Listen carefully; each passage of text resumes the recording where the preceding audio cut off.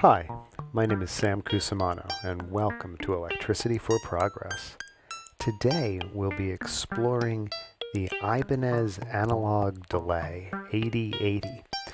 This vintage analog delay pedal came to me through a friend, and it needed a little bit of love.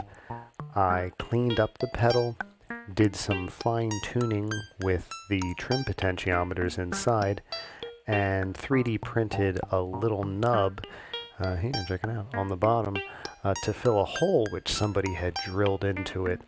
People do all sorts of wild things in order to manage the 18 volts that one of these old Ibanez pedals requires. Modern day, all we really need is a one-spot voltage doubler and an adapter in order to run this with some nice clean power. But I've got it all tuned up.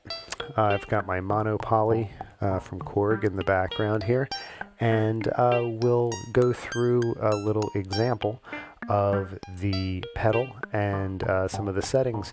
I have tried to tune this to be able to go a bit crazy.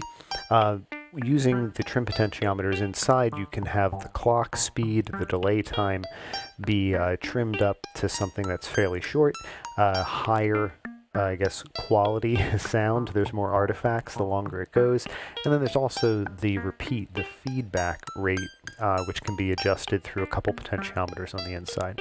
So again, I have this set up to be a little bit crazy. Hopefully my friend will like how I renovated and cleaned up this pedal and have it set. I'm sure it'll sound pretty nice on guitar.